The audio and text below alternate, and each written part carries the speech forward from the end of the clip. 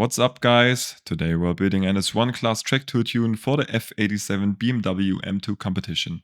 Skipping the fluff, let's jump straight into the upgrades, starting with an adjustable wing and front splitter. Since we are targeting an 800 PI limit and dealing with a pretty short wheelbase, we absolutely need that extra aero stability. Next up, rubber. To keep this thing blended and help the car rotate, wider semi-slicks are an absolute must to actually get the power down. If we were building a mid or rear engine car, we would probably get away with narrower tires, but with that heavy inline 6 sitting over the front axle, we need all the grip we can get. For the rims, I went with the BBSCIR. They just give off that perfect aggressive track tool vibe. Moving on to the drivetrain, we are maxing out everything.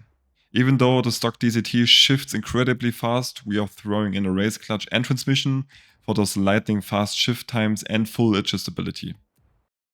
The race diff is a complete no-brainer too, since it gives us full tuning control for 0 PI cost.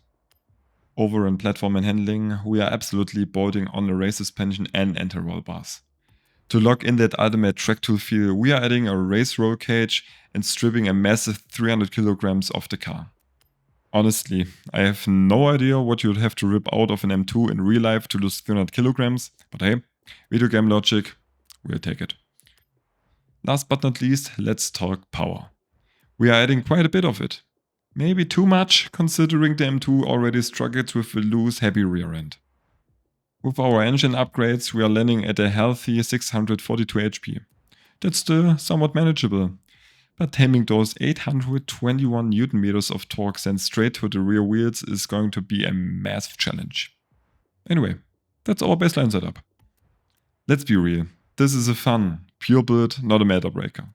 It's made for anyone who wants an actual driving challenge and loves having fun rather than just slapping an easy mode all-wheel drive conversion on everything.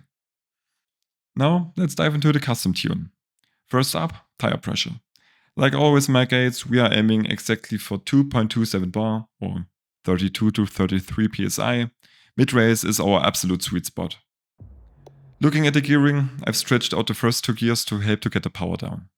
No matter how well you warm up your tires, if you smash the throttle in first gear, you will spin. Throttle management is key here. Once the tires are up to temp, you can floor it on second gear.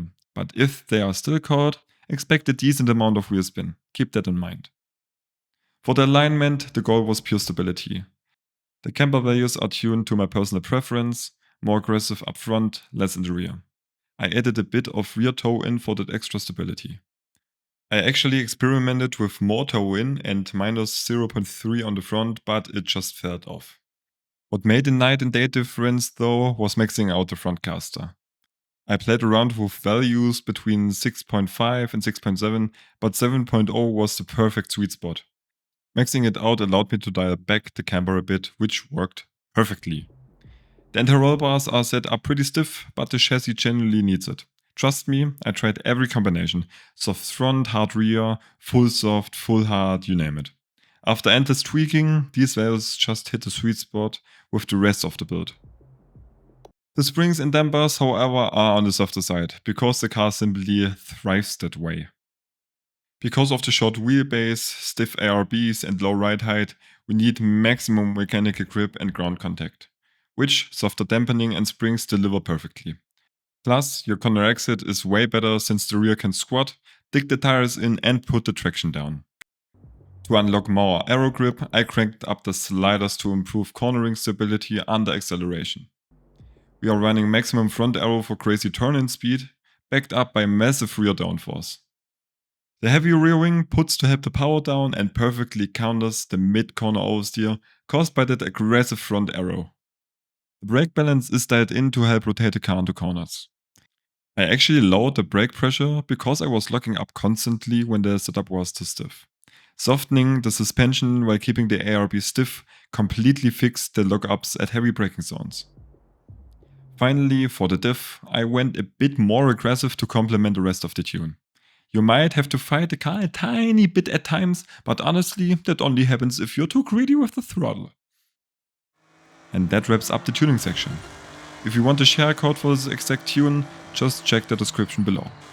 If I forgot to paste it in, just drop a comment and I'll get you ASAP. Stick around for the next few minutes to see me throw down some hot laps on the Hobuku and Legend Island circuit. If you enjoyed the video so far, smash that like button. And if you want to see more builds like this, definitely consider subscribing. It'll help out the channel a ton.